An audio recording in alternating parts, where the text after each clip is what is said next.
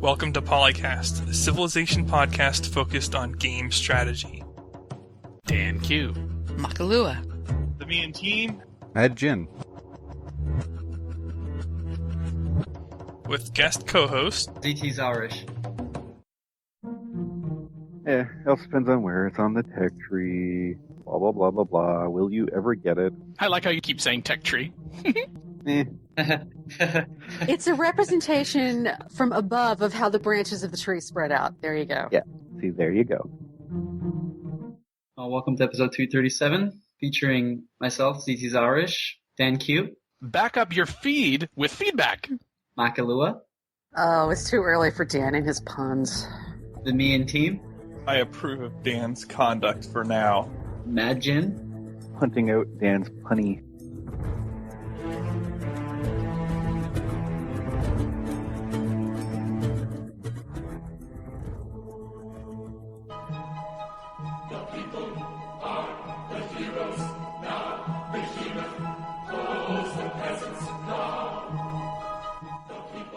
PolyCast episode 236 feedback. We have a number of items here. First off, we have Talco having some amusements with Madjin's analytical nature.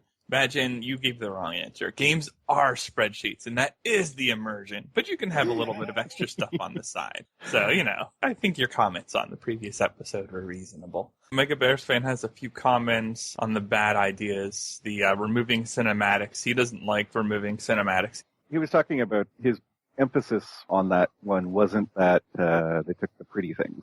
It was more of trying to go for realism-ish. It was more superficially and unimportant. I'm not sure that's... Information, I guess, is kind of a big thing in there. How much information you saw on the map. Oh, that's true. Yeah. You can look at the map and literally find out stuff about the gameplay. I think there is something to be said, though, because it is a history-themed game. To have enough historical type elements in the game that you still feel like you're playing a Civ game, So there's that aspect and the gameplay aspect. Now, how much of that you need? Is it really required to be cinematics versus other ways of representing the wonders in game? I don't think the method matters, but they should stand out as major projects that they are, because they're a big investment in the game. When you roll up on a city with a bunch of wonders, you want to feel that city and how dangerous it is in someone else's hands versus yours, too. I think that adds. Yeah, he was more against the idea that city screens and info tabs and stuff like that to find out about things like the economy tab to find out what's making money and where things are or other such. And he'd rather look at the map and actually see a little bit more of that, which I guess is a bit of an issue because I find if the further we go into only having to look at the main screen to see everything, the less actual information you're going to get. Yeah, you hard cap your depth that way. You really do. Yeah, I think the tab's got to stay. Now, making the UI layout more presentable and having more information more cleanly, that's plus. I think any game could use that. But yeah, I think having the tabs is still really important because you can look at everything at a glance, and sometimes you don't need all the other graphical noise. You really just care about the numbers, and it's nice to be able to go in there and just look at the numbers if you want to do that. Yeah, and that's probably why the info mod, I actually forget the name of it, the one that gave more information on more screens was extremely popular. All it really did was just give you far more information on screens. Yeah. And integrated it into some screens. So again, it was against the concept that Mega Bears fans is looking to push the game towards, which was more there. And actually, a very, very popular mod did the exact opposite of what he's wanting on the information side of things. I think you'll lose depth necessarily, or you'll clutter the main UI, one or the other, if you do that. Yeah, it's a balancing thing, especially for the developers, is how much do you put on the map? How much information can you see from the map? And then you have to question, okay, so you can see it all on the map, and if you know the game, then you know that this little thing here is this building, that little thing there does this, and you know all the stuff. But if you don't actually know the game inside and out, you won't necessarily connect that visual building to these are its stats, or this is what it does, or this is how it's affecting things. So it's important to still have places where you can go and say, okay, my city is producing this much. Yeah. And I think what you see on the screen should be open to change over time as well. You just founded your city. Probably pretty important to say, oh, look, I can see the granary on the screen. But maybe 15, 20 turns later, you construct a wonder. We could show the granary and the wonder, but maybe it's going to get a little crowded with the other things that we're showing on the screen. So now the granary's still there, but you just can't see it at a glance. You'd have to go in the city screen to see that list. Now you see the wonder because that's a more significant point to be able to see on the screen. It's an interesting idea, actually. Have it prioritize the top 3 or something. Most valuable stuff here. Yeah, because, even right now, even if you do have a lot of wonders, they start getting hidden by the quote-unquote just population building stuff as that gets higher. So it makes it actually a little harder to find things. You can get some pretty silly-looking cities if you mod the games, they go enormous, or just cheat to make them enormous or whatever. I still enjoy my Stonehenge or my pyramids and water appearing in an adjacent water tile if I'm on a coast or something like that. Civ 4 wonder placement was hilarious. That was the best. Not really in a good way, but those aqueducts especially were impressive. Yeah, wonders how to overwrite base buildings. I had a game the other day where I built the Sydney Opera House, but my harbor stayed up as opposed to showing the Opera House. And I'm like, oh, come on, I wanted to see that. How often do I actually get to build this? No, I think what happened, Mackie, is they constructed the Opera House inside the harbor. So you can't actually see it. So it's really a marvel of engineering, and you should be happy for it. No. Mm-hmm. This is why I didn't spend a great engineer building that to not see it. Mega Bear Span's other point was being a board game, where he had said it was too much like a board game, and then we kind of went, "Mwah, mwah, mwah." That's what it is. So Civ 4 versus 5, is there a checklist to evaluate which is more board game-like? Because he's talking about the ability to roleplay in Civ 4 versus 5, and with Brave New World being better than 5 vanilla, but still not up to 4's roleplay level. I don't see it personally. I've played both games. Of course, I played 4 a lot more, because I had just a gross amount of hours in that game. But I don't see it. 4 has a very board game / Excel spreadsheet type layout, too. Probably more so. It's more micromanagement intensive. So I don't know, what makes someone feel that one is more immersive, less board gamey than the other? Yeah, he said that the term that he should have went for was empire management game or empire builder. I think his point is that the focus for Civ 5 for him felt like army control, the 1 unit per hex and the hex-based movement. So he felt it was more of a tactical board game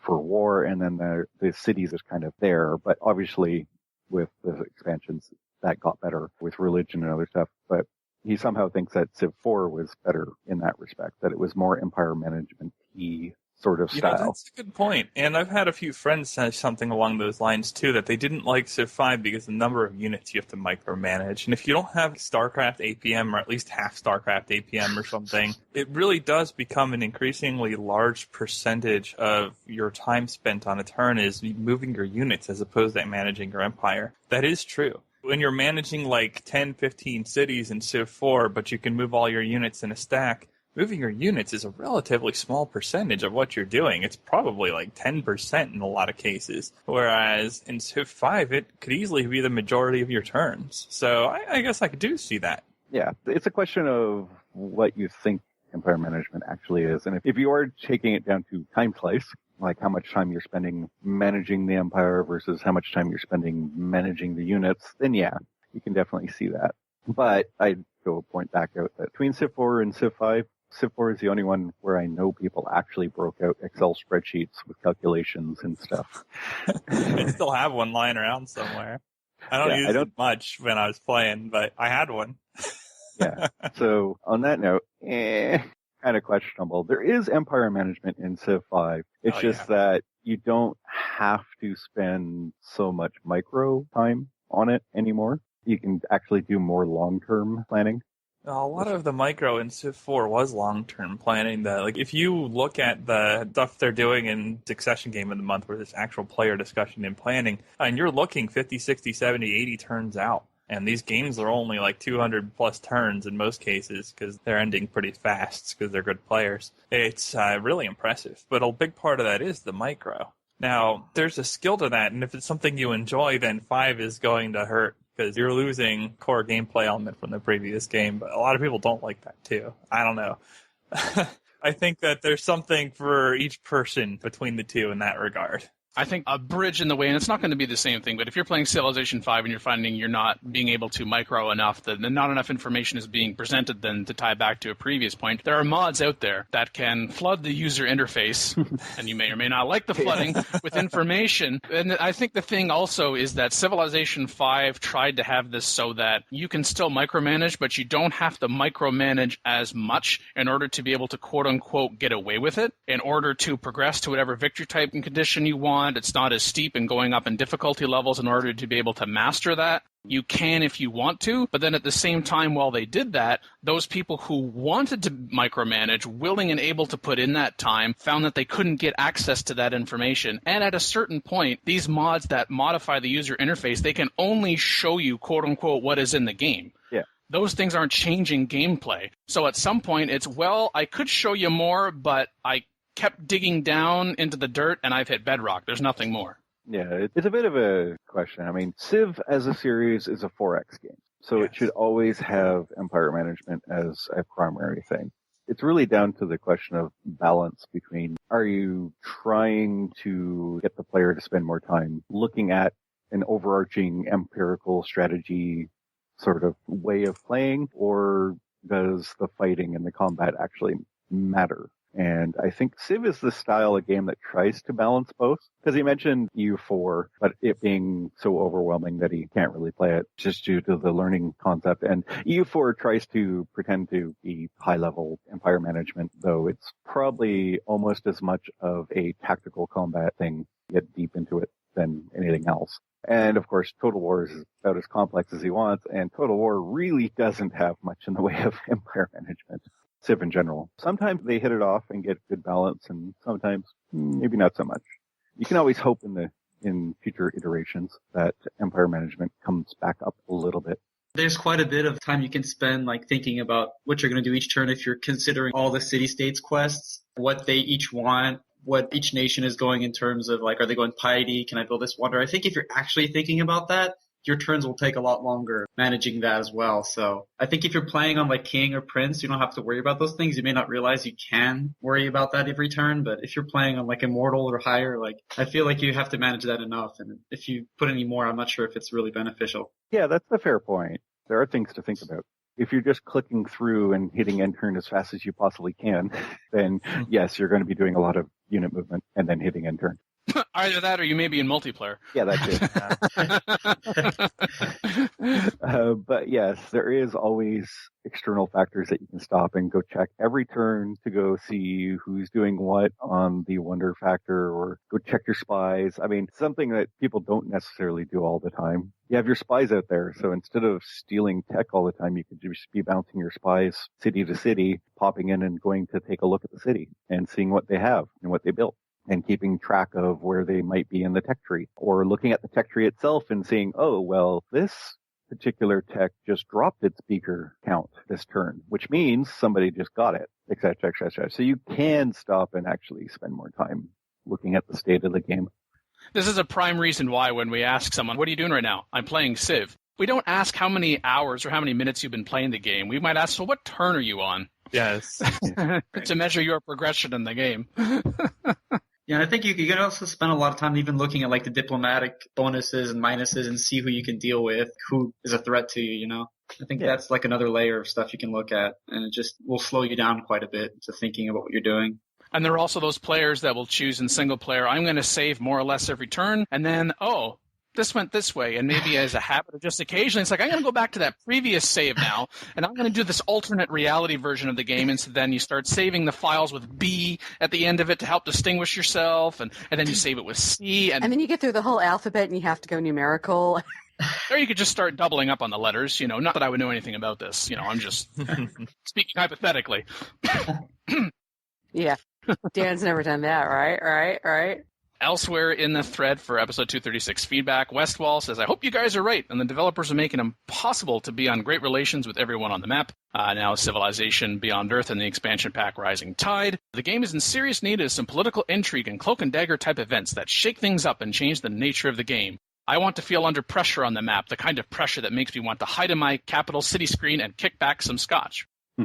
There's some interesting comments in this feedback from Rika as well. going back to the snowballing stuff a little bit, so we're getting away from some of the Mega Bears fan comments, but Rika mentions that can't think of a single 4X that has struck a fair balance between basically having too much rubber banding versus having runaways. That's true. I can't either. Like, there's always a good bit of time in the games I play between when the game is functionally decided and when someone actually wins, or it's one of those situations where no matter how well you play, someone gets lucky from the rubber band mechanic and you're going to lose a lot to that. I've not seen a game that did that well, especially in 4X. It's true that the diplomacy system would ideally be your quote-unquote rubber banding, that the AIs would more dynamically switch to working with each other to stop the runaway. And that's been, unfortunately, one of the sources of challenge in games like Civ 4, too, is that one of the AIs would throw. It would just underexpand and never work to undermine the giant super AI. And it's the same thing with the player. It would never work to undermine the giant super player. So I don't know what you do there, but I think it's true that they do need to start shifting away from being nice to the superpower that's going to win for sure if nobody does anything. The whole, why don't the AIs start working together and banding together to deal with that giant group that's starting to threaten all of them together? That is an actual important thing. That's not really rubber banding. That's more of survival of the fittest style. And if you aren't the biggest, you better get a band of people together to stop the biggest from eating you. Yeah. To borrow some Civ 4 terminology, right now the AI, even in Civ 5, use that, we're doing fine on our own. Yeah. Yep. No, you're not. You just have to bring back a triggered memory, don't you? Yeah. Shagalo picked that up and highlighted, if people stopped trading with those who get ahead, started trading more with each other, then they would already be able to gain ground, which is true. I mean, that's kind of the thing. If somebody's big and you're constantly throwing them more stuff, like trade routes and strategics and all that, well, guess what? You're helping them get bigger versus helping each other try and balance that. But Shagalo tied that in and said the one that always bugs him is when Civ A has a large army and attacks Civ B, who has a tiny army. Civ A always comes to ask me to help beat up on the weakling when it should be Civ B coming to ask me to help to defend against the bully. And yes, that's part of the diplomacy thing. And Westwall piled on that and said that Civ B weakling might even denounce you for declaring war and capturing a city of Civ A, which effectively you're helping them, but they hate you. Yeah, it's always frustrating to see it snowball from across the map. Yeah. I wonder if that's something that's part of the difficulty, they want to make it like as difficult for you as possible. Like, I wonder if that was something they intended or not, just to let people snowball even harder against you so that like Immortal or Deity is even harder. I don't know. Yeah. I mean, I'd like it to be the way you guys suggested. I just wonder sometimes like why it wasn't done, Need somebody to put the effort in? Yeah, maybe. It wasn't done because we weren't asked to design the game, damn it. Yeah, exactly. That's why. That's it. I haven't designed it, therefore, you get what you get. The problem is, I don't like either snowballing or rubber banding. I actually really hate rubber banding because that's basically, hey, look, you're losing. I hate that crap. If somebody's winning, it shouldn't be, oh, you're winning too much. Well, we'll just bring everybody else along. Yeah, I just want to avoid situations where, you've won on, say, turn 100, but you can't end the game with a victory condition until turn 170. Those turns are kind of ridiculous, but you get the point. The game's over, but you still have half the game to play. Screw that. Yeah, there should be ways to catch up without rubber banding. But also that means that you also have to prevent the ability to snowball your way through. I mean, if a snowball, especially in Civ 5, is, say, one person on a continent, if you're playing continents, goes and eats all the other people on the continent, well, yeah, that's going to be a snowball AI pretty quick. But that shouldn't necessarily be the case. It's just that the way the mechanics get built that it comes the case. And I'm thinking more specifically like mass spam of, say, great scientists. Good point. The mechanics themselves can contribute to how quickly that snowball starts to grow. Yeah. And if you're balancing the catch-up mechanics against that, you can have the game stay contested for longer, for sure. I'm a full believer that bigger is always better, and I'm sure we'll get hate mail on that. Because this is a 4X. You have to incentivize expansion. Yeah, but Civ 5 actually went the exact opposite direction. And yeah, I really did. Dislike that. And I dislike that you could basically build a city-state and call it a Civ. I really hate that concept. disincentivized actual expansion. In a 4X game where expansion is the big thing, I really hate it when things go like, well, we have to balance tall and wide. Screw you. Bigger is always better. Deal with it. But that also means you can't snowball. You can't build your mechanics where now in Civ 5, I've got 8 cities. I just slapped all these specialists into my universities in all 8 cities. Guess what? Now that I've got this, I'm getting a great scientist every 10 or less turns. And the person who didn't do that, well, you're going to be in the Stone Age. Yeah. I could very well see someone saying when it comes to expand, I don't necessarily agree with this, but expand, somebody could say, does not necessarily mean or have to be taking more territory. Perhaps expand is measured in other ways as well, from economy, diplomacy, espionage, religion, your cultural influence, that you don't have to go blah across the map to, and then order to be able to position yourself to do whatever it is that you want to be able to do. I hear that argument, and I think there certainly is at some point, yes, when we come to the mechanics, we want to be dealing with an ounce of prevention rather than a pound of cure. If the mechanics say just ICS, infinite city sprawl, even if it's delayed, okay, we can't ICS in this era, but we get to this next era, or we get this particular tech, then we're going to be able to do that. That's great. And I think there should also be, hey, I wanted to expand everywhere, but I ran up against this other AI that prevented me from doing so, and there isn't any more land to get to, and there's no settling in the water. Well, you could. You could throw your people in the water, but they might not last. Depending upon the civ that we're talking about here, so then in which case, how else am I going to be able to expand? And anytime you get to an extreme situation where you must ICS or you cannot ICS in order to be able to deal with the snowballing and or deal with the rubber banding, then you're going to run into problems because you keep on treating symptoms rather than causes. You're not getting at the fundamental point. Okay, I'm going to get in there and slap you down a little bit. Expansion is not ICS. I really hate it when people put those two things together. Expanding has nothing to do with ICS. Expanding your empire could be dropping a city every 6 tiles and taking up as maximum space and or actually growing or conquering or growing your city. Expansion has nothing to do with packing in tiny little cities and doing the most minimal possible stuff in those cities, including not even raising their population very high. You can build out an empire and expand, but that is not ICS. I could end a game with 40 cities, but if those 40 cities cover the entire planet, that doesn't mean I ICS'd. That just means I have 40 cities. I do not think that infinite city sprawl is always going to be equated to expansion. I had prefaced it by saying that this was the view of some, that they would say, okay, expansion equals ICS, but I don't necessarily agree with that. I think that's one way. Most importantly, the problem with the expansion versus not expansion comes down to big cities do not count effectively. You could have a 40-pop city, but in Civ 5, that 40-pop city is probably going to produce less overall culture, science, yield, whatever combinations than 4 10-pop cities. And they also grow slower. Even though there are far more people in one city, apparently they don't have sex, unlike all those people out in the middle of nowhere. All right, few things here. First off, I agree. Taller cities should be more important. Second, whether you're in a large city or a smaller city, having more sex does not necessarily mean you're going to end up with more progeny. However, the more advanced the era, the better the birth control. I know realism versus gameplay and all that, but if you look at an actual civilization or an actual country, you have some really big cities that are the powerhouse things, empire, but they have plenty of small cities that are for other things. Yep. So if you're balancing somewhere in the middle, that's more like an actual civilized empire. Yeah, if the game got balanced in such a way that tall cities were extremely important, but you still had small cities. And it wasn't that every city had to be tall. If the game mechanics are built around like every city has to be tall before it does something useful for the empire, and useful for the empire is based around a variety of different things. To Mackey's point, you may have a cluster of a lot of small cities right here that aren't doing much of anything. And then over here you have fewer cities, but they are larger, and that's in terms of their population. That's in terms, of course, tying then back to the hexes that they have and the hexes that they are working. We're not necessarily talking about dot mapping here, so yes, I'm slapping back a little bit.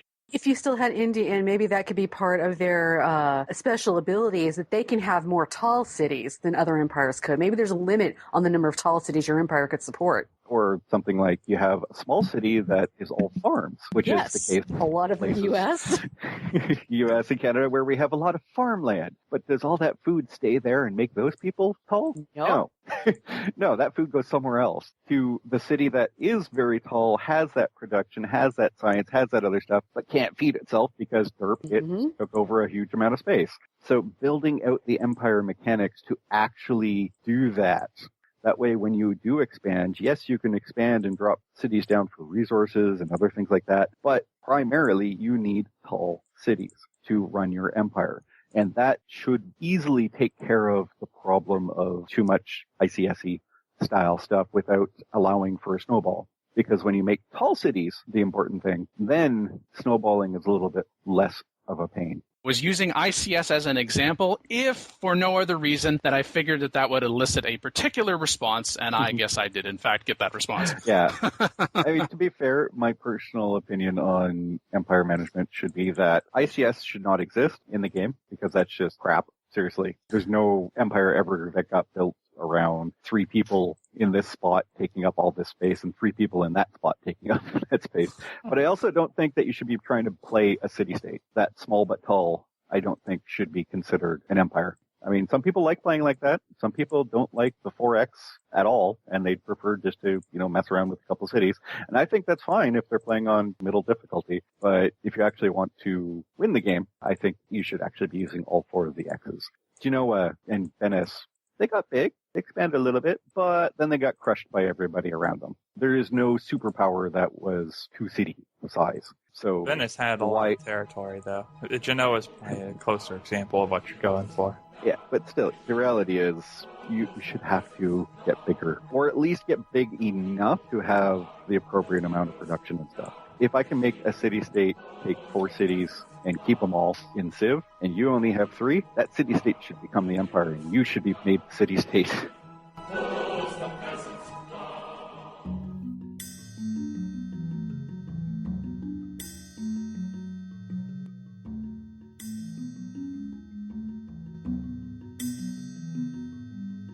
Civilization Beyond Earth Rising Tide Hybrid Affinities.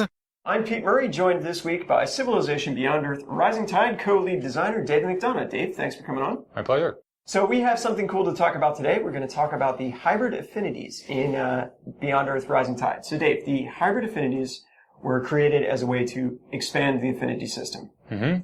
It's important to note for all of the hybrid affinities that they aren't just averages, aren't just sort of little of this, little of that of their 2 constituent affinities, but we really try to make sure that they had a distinct identity in and of themselves, a distinct character that you might independently arrive at if you had equal enthusiasm for the 2.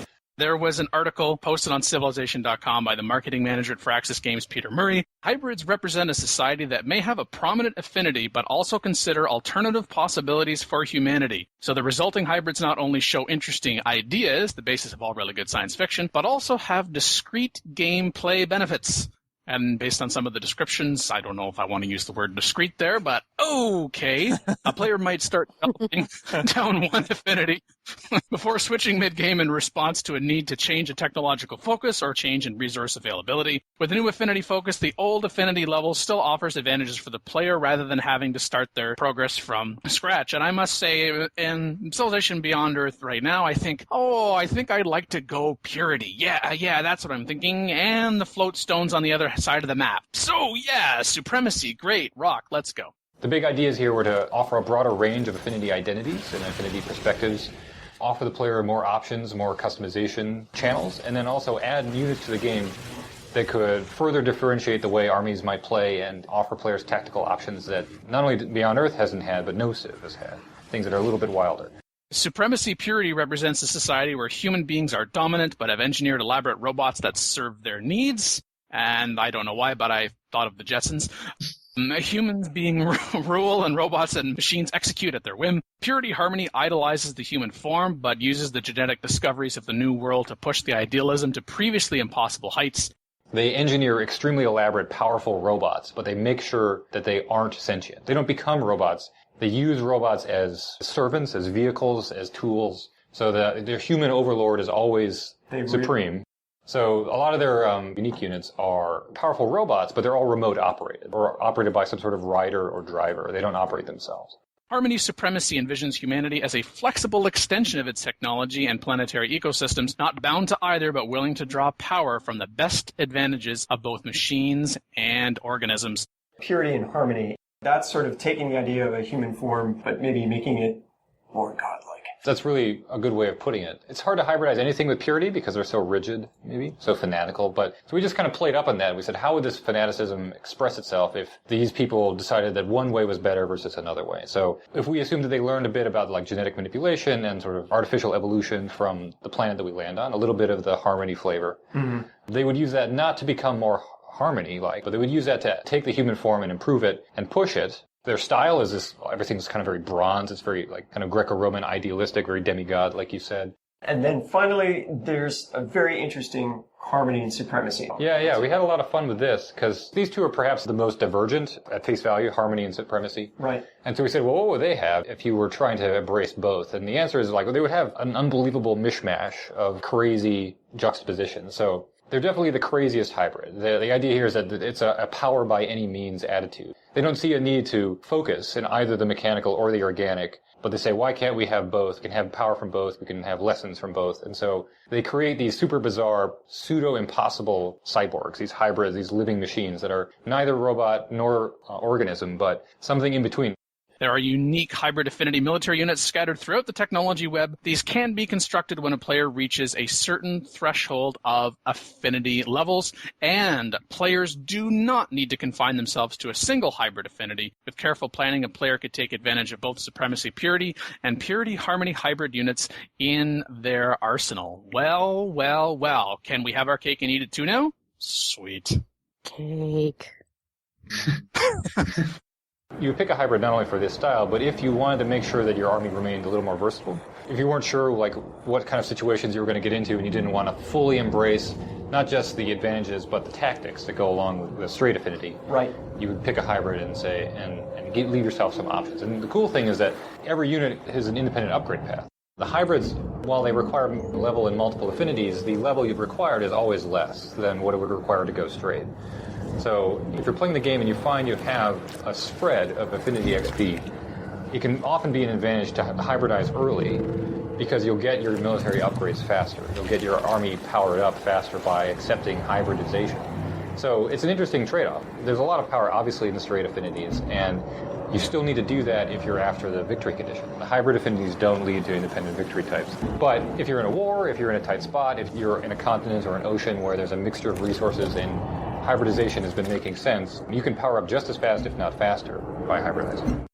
I found it strange that they only have the units past a certain point instead of early on in terms of some of the basic units. They didn't bring them till like later in the game, which seems like a pretty big waste to me. It's like you have to go purity, then suddenly you're like, hey, I don't want to do that anymore. You know, you can't just start from that path. I find that a little bit unfortunate, like a missed opportunity. I don't know. Maybe it's more representative of Beyond Earth is right now, where certain levels that you get going from level 1, level 2, right now there really isn't anything emerging in terms of the look or the feel of the capability of, say, your military units, because that seems to be the focus. And apparently when we say military units, that does not include air units, from what we've seen. But anyway, on land and by sea, it's kind of, we both landed more or less at the same time on this planet, and you're here and I'm there, and we're going down this particular part of the technology web, and then you diverge because maybe, as was suggested in there, resources. Or maybe it's the fact that your neighbor went purity and you can't possibly go purity either because they're a dimwit. So clearly purity is not the way to go, so you have to go supremacy. So there are all of these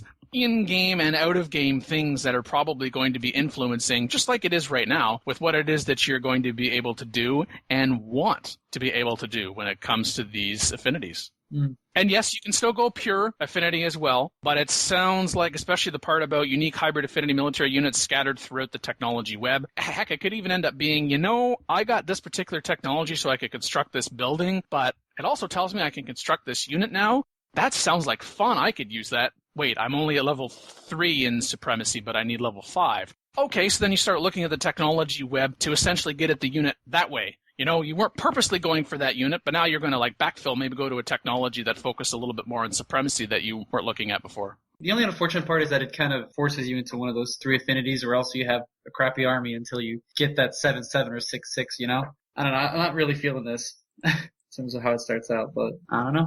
I just like to see this as its own mechanic, have it just be fleshed out and have affinities just be separate, because it feels like it kind of guides you through the tech path, and maybe you want to do something else, you know, but now you're kind of like, okay, I have to grab this. Oh, okay, I have to grab this, or else I'm going to be weak. Well, if they stuck with the tech tree, they have to fix the curve, the affinity curve. Because in vanilla it was, you got very little, you got very little, you got very little. Oh, I might get affinity 4. Oh, I just hit 5 techs, now I'm at affinity 12. And that really, especially in vanilla, forces you to hit the affinity text, because if somebody else is hitting the affinity text and you're not, you lost. Yeah. Yeah, it was like a light switch. Yep. Yeah. What I wish they would do is just let you get XP, and then just let you put it on any affinity you want. Well, no, I wouldn't want to do that. The whole point, I guess, in theory anyways, of spreading it out is the fact that you can build different empires with different affinities. If you just got pure points from it and then you put it into a level of whatever you want, then there's no flavor. And it also goes to you're not having to research everything in the technology web like you would say a technology tree in other civs. So you're going to be selective. And it's like, okay, for instance, I've researched ecology. Workers are now immune to miasma. Yeah, that sounds pretty harmonious. So there, that gives me something towards harmony. Yeah. Now, what they really need to do is spread the affinity points around. There's whole sections of the tech web that you just never go to because they're not as useful. But if, say, the purity random bonuses actually give you more affinity towards the purity and stuff basically off the main tech victory condition choices, then that would actually have you going out and modifying your empire for that particular game slightly differently than you would for some other game. Like, you'd actually have more choices about how you build your empire. Well, I mean, you have the choice now, but viable choices. So we can avoid Senate topics saying, you know, this part of the tech web, just pretend it's not there. Okay? We won't talk about it ever again. It is irrelevant. Yeah, that's 60% of the tech web. Or upwards of 80%, depending on which affinity you chose. Yikes. I think for Rising Tide, they did spread it out, didn't they? Like, they also changed the coloring and such for the tech web. Didn't they show that in one of the videos? I could be. They need to put a number there, too, that you can see, like, at a glance, because I hate having to look at each tech. Okay, plus 18 for this one. Okay, plus, like, you can't just see it on the tech web. They need to put a number there so you can quickly glance. To that point, for the live stream that was then archived on YouTube, Defiant Mars went through and watched the video and made note of all the different units that appeared and the choices that were shown. I mean, yeah, okay, still subject to change. The game isn't out yet. But it would show us the particular choices that you would have during the course of gameplay. And they covered purity, supremacy, harmony, purity, and supremacy, harmony. In terms of things that you could get, there was recurring options. It's, okay, this is specific to this particular unit at whatever level it happens to be for this particular hybrid. But there were constant choices that were continually popping up, like ignoring zones of control, all-terrain costs 1 movement, or my particular favorite, automatically heal every turn. There should be a separate one just for Dan. What's that? Go bully stations for money. Oh, bully city! Are you trying to make me cry live on the show? Yeah. That's not in the game. Are you really pushing my buttons here, man? Yep. Really pushing my buttons. I just got that achievement yesterday, the 3,000 gold achievement. Bullying city states. Okay, well, just as an aside, seeing as how you mentioned a number, and people know I love numbers on this show, when you reach more than 200,000 bullied gold in Civilization 5, come talk to me. We'll form a club. Going hybrid in Rising Tide is more than just cool military units. There's a lot of power to be gained there, a lot of sort of personalized or customized play that can go one way or the other depending on how it matches up with, for instance, your diplomatic choices, the choice of faction that you've made, and the kind of game that you're trying to win, the kind of victory you're trying to go for.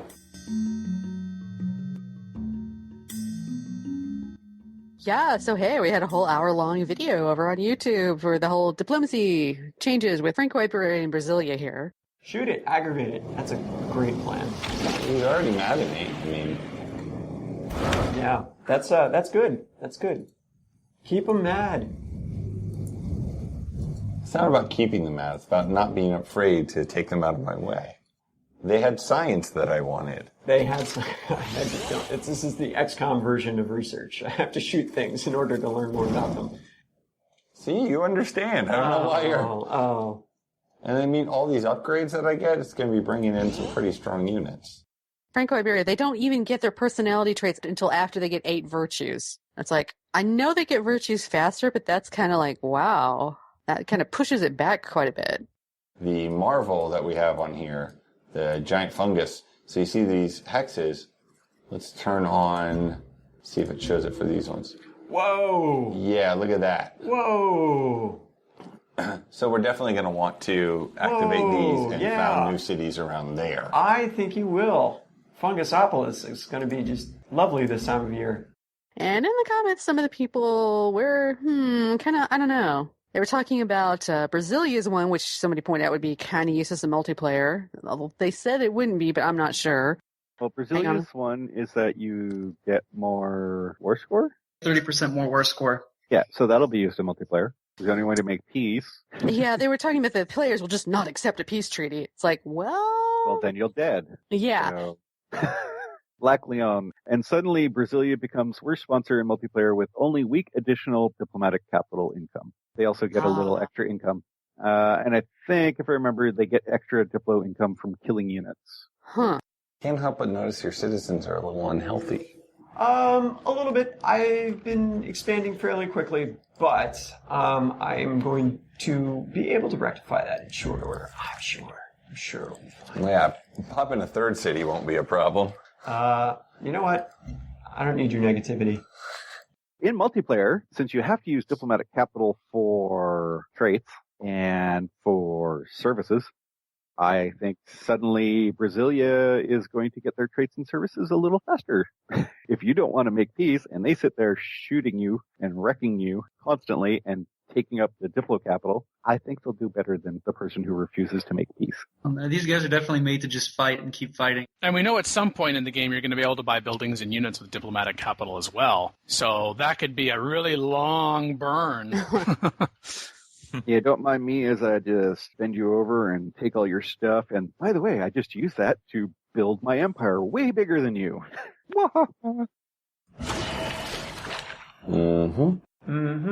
Sounds disgusting, but it's really lovely. Yep. Well, it's good for the skin. Helps you moisturize. Contains essential oils.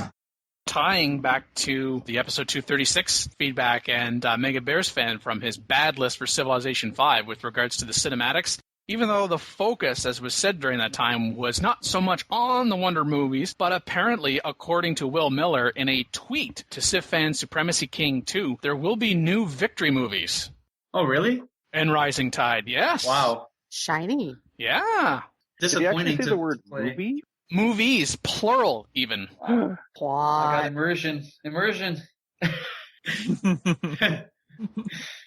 See, look how much progress I was able to make without shooting any aliens. You didn't kill anything. Killing anybody. It's like I'm developing. Is that progress? How can it not be progress? We've left behind a planet of violence and desperation, and we've founded an Elysian colony full of artists and scholars, scientists, poets, philosophers. Likely to get destroyed by the aliens as they come in. I think you're overestimating their chances of success.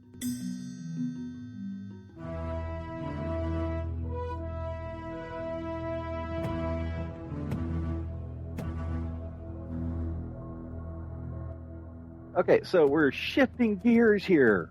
Freak. Moving from Beyond Earth to Civ 6. Woohoo! So in yet another long line of topics for a game that doesn't exist. It exists in our heart, Matt. It exists in our heart. Venom, yes. 200 came up with an idea, and that's really what he called it, Civ 6 idea. The topic literally is Civ 6 idea. Yeah. So he says, in most games, there's unsettled land because it's generally undesirable. The problem statement is that there's too much empty space once you hit like industrial renaissance. Basically, because of the way city border works, it's all culture expansion, but you only go so far. And then you have all this empty crap land that no one wants. Back to what Dan had said when we were talking about the feedback from previous. See, tie-in. So the question comes down to how do we deal with that problem? He thinks that there should be land claiming at a certain point, because that's basically how it works in real life. And real life example, Canada owns everything above a certain parallel, including all this empty space up north that has a bunch of islands. And we said, it's ours. And everybody else went, okay. We didn't go drop a giant city up there to culture out the land slowly. Not yet. Okay, global warming, yada, yada, yada. Everybody. PolyCast, let's go. Go. Anyway, so that, he says, is a bad idea. And for the most part, everybody can kind of agree that seeing huge sections of the world uncultured or unclaimed is kind of weird after a certain point in time. But he thinks that possibly throw city-states to start existing there. They just randomly pop up. Or city-states can throw out some more settlers to actually claim a little bit more land. That's kind of where he wants to go with that. A lot of people agree, and Zlatan wrote a freaking huge thing in response. Thinks that there should be a new colonial age where we have new units called the colonists. And I think we've even talked about this constantly before in previous topics about colonies and crap like that. Oh, yes. As we've seen in Civ 5, mid-game, so from the Renaissance on, new quote-unquote cities are completely useless because they can't catch up in time. I mean, not completely useless, but actual catch-up mechanics for later game settling just doesn't match reality. What no one, I don't think, actually talks about is just actually allowing a land claim style system. So you have cities here, cities around an area, and they're culturing out territory to actually work. But in theory, you should be able to also say, all of this land over here is mine. Then it comes down to a question of, do other people agree that it can be yours? And maybe then it solidifies as you go up through the game and it says, okay, somewhere in the game in the diplomacy system, you have the ability to agree or disagree with land claims. And if everybody agrees, and that is the basis of whatever for creating new spaces, because that in reality is also a sort of thing. In reality, at some point, all the nations got together and leaders got together and said, okay, I will acknowledge that you own that space as long as you acknowledge that I own this space. And it became kind of a de facto requirement for diplomacy. Yes, move past the de facto and actually quoting from Joff Wu here, unclaimed tiles is needing de jure claims, so that's by right according to law, while de facto actually existing. Have a formal mechanism to say, this is my land, we know it's my land, this is where I'm concentrated. But at the same time, I don't want to settle a city there just to claim it, because that's not only not going to help my empire, that's actually going to be a burden on my empire. No matter how much culture I accrue, my culture is not going to be able to get to those tiles until turn 200 plus or whatever the heck it is. And if you want to be able to settle this crap land, then you're going to have to declare war because I've claimed it. You're not just going to be able to settle here just because I didn't want to put a crappy city in that particular location. So yes, I agree that the land should be claimed, but claiming does not necessarily and should not, especially when the land is crap, mean that a city is settled there or even that a colony is there. Yeah, so what's up with all those times when you've kind of got like an odd shape to your Civ borders and you've got that spot maybe that's in a desert area and it has no food, but because the AI is dumb, it sees open land and it wants to settle there? Yeah, and I mean, if you want to get fresh with me, then just ask me out on a date. Seriously, you don't have to settle close to me. You don't have to get up all my borders, dude. And more specifically, if you have a coast, you're dropping your cities 6 away from each other so that each of them has 3 hexes. There's just one grassland tile that's not covered by your borders. Yeah, that one thing on the coast, then some jerk on the other side of the planet goes, I see a single spot. I can go sit down. I don't care that the person bought up all the tiles around it. I will go sit there. Oh, and Civilization Beyond Earth Rising Tide, of course, adds an even extra element to that. So, I see you've got a city on a coast there. Yeah, I see you've only so far claimed a couple of hexes out. Oh, yeah. Cities. Crap. Don't mind me as I drive my CD by you and cut you off. Drive-by. New drive-by mechanic. Maybe they could get some sort of territory generator that just pushes out your territory like one line per turn until the whole map's like taken up. Maybe that could work. Now, there should be some sort of distance related and some sort of other mechanic. There should be a mechanical thing. During the actual colonial era, where you had a bunch of countries in Europe running around laying claim to literally everything, whether or not somebody was there or not, at some point they were claiming islands and other such things without actually doing stuff to them. And they still own them today because no one said no. And they just said, well, this is ours because we're using it for trading. The only thing I'm really a bit worried about is like if you start getting all these new city-states and you're planning on attacking someone, then you have to go squish, squish, squish and then look like more of a warmonger than you would have been by going through there. I wonder how it's going to be implemented and if it can be implemented in a way that's not going to mess everything else up or make you feel even more crowded than you do in the game already. Well, you wouldn't necessarily have to declare on a city-state. You just go occupy their land. Yeah. I mean, I guess in Civ 5, I don't know how it would work in the next game, but yeah, in this case, yeah. It can work any way you want. Yeah. Because it exists in your heart. So whatever your heart tells you, that's how it works. See? I like that. There really should be some sort of way to take land and claim it and have strength of claims. And then eventually, of course, have competing claims, which could start border wars, which could end in a peace treaty that both of you agree to a certain border. And perhaps blocks could be generated and they would just say like, okay, this is this land and there doesn't necessarily have to be a city-state there. Yep. And then you can find out later that all the cool strategic resources were in your claimed lands, and then everybody gets all questionable about whether or not you really have a claim to it. And then you have to go drop a city. Yeah, you can get some really interesting international claims, like when Mother Britain settles with Uncle Sam instead of you. Oh, wait, this is PolyCast. And back PolyCast. Never mind. Moving on. Uh-huh. Thanks.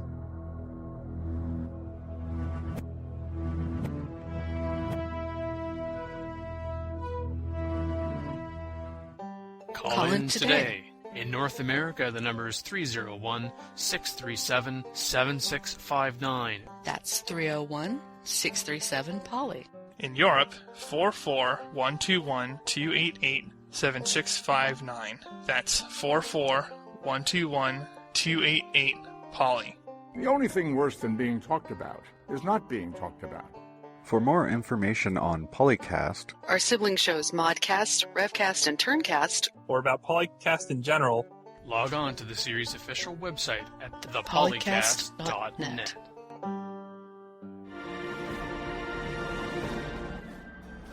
You can call Mackie too. 555. 555. 555-4. People always forget the last digit is 4, not 5. You guys used to get all those random calls from people like trying to reach other people and such. I remember those old episodes. Whoa. How long have you been listening to the show? I went back because I wanted to see the progression from the early Civs. And I was painting in my house, and I was like, I went back to the beginning of Civ 5 because I wanted to see people's reactions as Civ 5 came out and Gods and Kings came out. So I started to went back and just 100 episodes back and started listening. Okay, people calling into the show looking for other people. That was season 1. Mm-hmm. Yeah, I listened to some of those old ones. I wish we'd get some more of those. Yeah. They were fun. Yeah, there were some funny calls. Occasionally the PolyCast number gets telemarketers, but they don't leave a message. They're boring. Yeah. Didn't have a way to do that. Those people suck. Oh, I wish I'd been connected at the time. I could have trolled. Yeah, definitely. Yes, I would. Okay, sir, what's your address? 555. And they'd be like, sir, we can't find your address in our system. And you call yourselves a tech company. Exactly. All right, so before I get axed once again by a lot of electricity, let's do the closing here. Thank you for joining us on PolyCast episode 237. I'm the Mean Team, as always, joined by regular co-hosts Dan Q. I am the most abstract of art. Makalua. Something thunder? I'll show you something thunder. I am distracted by your thunder in the background. Imagine. Only sometimes me. And guest co-host ZT Zarish. Supremacy purity, boys.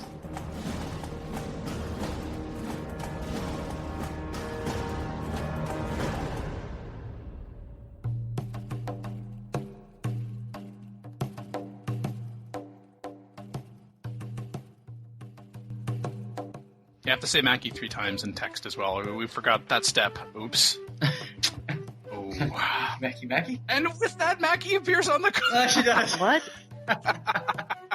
You got Mackie called. And apparently that's an effective summoning technique. Thanks for playing along. I wasn't trying to. That was just Skype being a little bit of a putz. You were going to say something else, weren't you? Putz was not the first word you were thinking. No. Not really, no. But that, I think, hits a different topic today. Oh, indeed. Yeah. Research lab. And it is annoying. Why is all that land empty? Why does no one have it? Oh, and that you were saying, oh, it's annoying. We have another topic. Wait, what? Yeah. Just talk about this all day long. What? No, since when? Somebody settle up there so barbs don't spawn. Well, I think Mackie might have a symbol for a Rye, tying back to Madgen's point about eating. On episode 237B of PolyCast, Mackie will respond to Rye stealing all of the cookies. You only thought you stole them all. I have hidden stashes everywhere. Everywhere. I'm also having this vision of having a debate. Fig Newton, cookie or not, but that's it's more of a cakey thing. That's way too off the rails. A little. And that's saying something for this show. If we were a train track, we'd have a bunch of random spirals in there. You know, when they're first talking about hybrid it's not ideologies. What do we call it? Affinities. Thank you. Affinities. Thank you. Video, by the way, is about 30 minutes in length, and there was one response from Sid Meier's Civilization. As I said before, Sid Meier's Civilization is now an entity unto itself, and it responds to YouTube comments and tweets. It's really creepy. Valin asked, will there be some new Steam achievements with Rising Tide? Yes, we will have new achievements in Rising Tide. Really? No, why would you put new achievements for an XP? I don't know.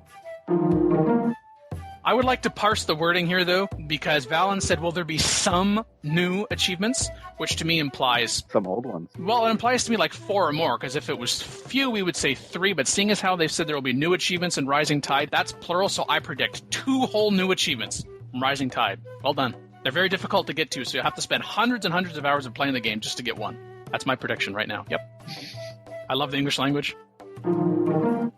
Welcome to the Weekly for X's live stream. I'm Pete Murray, joined once again by Civilization Beyond Earth, Rising Tide. But there might be people listening that still don't understand what you're saying, so you might as well go ahead and say it now. No one's listening. You can just edit it. No, you say it so that when I edit it, it's actually. It sounds like you said it. As long as I can put ARC on the you never get to play in my game as an AI list. I seriously do not give a damn about John Smith. I hate to point out, it's Adam Smith. See? I don't care about Adam Smith either. Yeah, and then in the offshoot for Civilization Beyond Earth Rising Tide, because, hey, Fraxis has said this is going to be a franchise. You're going to have this combination of Beyond Earth and The Sims, where you can go really meta into your cities, and then you'll have restaurants downtown that will serve the fungus and restaurants uptown that won't, and then you'll have this strife within your city, and people will want to revolt, and then you can take it back to Beyond Earth and play that out in a scenario. I may have thought about this too much, but... Maybe. The Sims. So 9 out of 10. 9 out of time. Let me try this again. 9 out of 10 times. 9 out of 10 times that I try this at my desk, moving a worker past aliens, it works fine. As soon as I try to do it on the live stream, delete the worker. Workers are delicious. Okay, sorry. No, yes, continue. Stop being funny.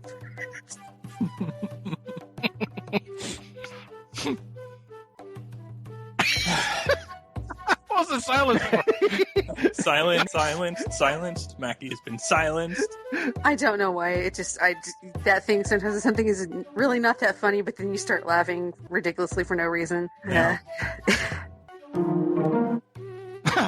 I'm glad that, the closing isn't the next thing. It's like, on a positive note, the show's coming to an end. Bye. Not quite. Pocket Tactics said there's a no-frills port of 1994's Sid Meier's classic Colonization has appeared on the App Store, to which Will responded, oh shit, I'm never going to see David McDonough again. It's far enough along in development now. I can't probably go out and scratch David's name off, but maybe they can put a little asterisk. Was only here until the port came out. Then bye. Okay, so let's lately what he actually said. And yes, Dan, I actually said that on purpose in that way. Okay. I suddenly have this thought where I want to have a T-shirt that just says, ask me about mechanic. Dan, I think you might get into a little trouble with that. I don't think I'd wear that one into work.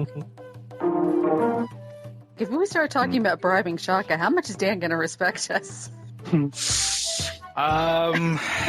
Can I measure it in fractions? Is that possible? I prefer decimals. For the benefit of everybody who's screenshotting madly trying to figure out what the stats for these things are, I'm going to go ahead and I'm going to click on the other ones.